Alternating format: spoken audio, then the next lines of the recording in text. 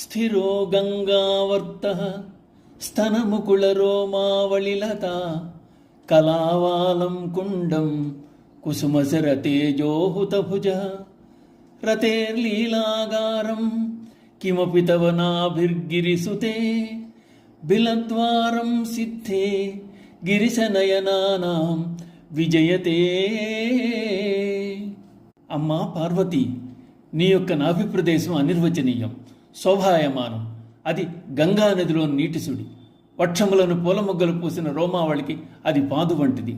అంతేకాదు, అది కుసుమశరణి పరాక్రమం అనే అగ్నిహోత్రునికి హోమగుండం, మన్మధుని భార్య అయిన రతీదేవికి విలాసగృహం, సదాశివుని పరమానంద స్థితికి బిలద్వారం.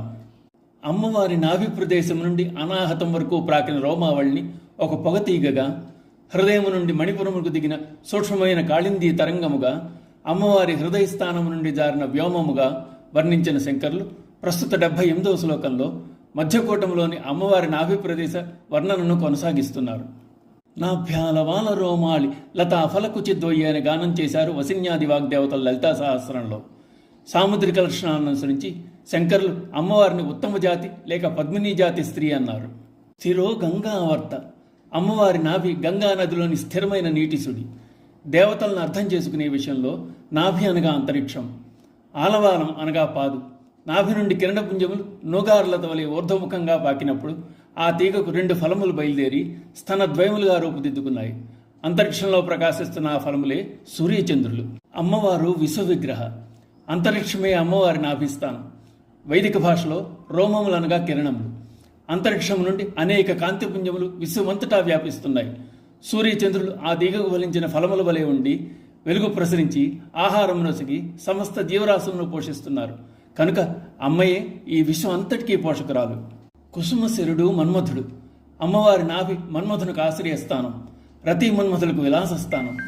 ఆ మన్మధుని తేజస్సు అగ్ని, ఆయన హుతభుక్కు. మన్మధుని తేజస్సు అనే అగ్నికి అమ్మవారి నాభి హోమగుండం. హోమంలో ఘృతమును వేసే కొద్దీ అగ్ని విజృంభిస్తుంది. అమ్మవారి నాభి సౌందర్యం విజృంభము చేసే హోమగుండం. అమ్మవారి సౌందర్యం ఇటువంటిదని చెప్పడానికి వీలు కానిదై అనిర్వచనీయమై విరాజిల్లుతోంది. అది ఈశ్వరంలో కలిగిన సంకల్పానికి విజృంభణం. మునులు గుహల్లో ఉండి తపస్సు చేస్తారు. పార్వతీ పరమేశ్వరులు కూడా పరస్పరము తపస్సు అనురించి భార్యాభర్తలయ్యారు. శివానందలహరిలో చెప్పినట్లు వారిద్దరిది నిజతప ఫలాభ్యాం. అమ్మవారి నాభి శివుని తపోప్రదేశమును బెలద్వారం, ఈశ్వరుని నేత్రాలకు సిద్ధి కలిగిన ప్రదేశం.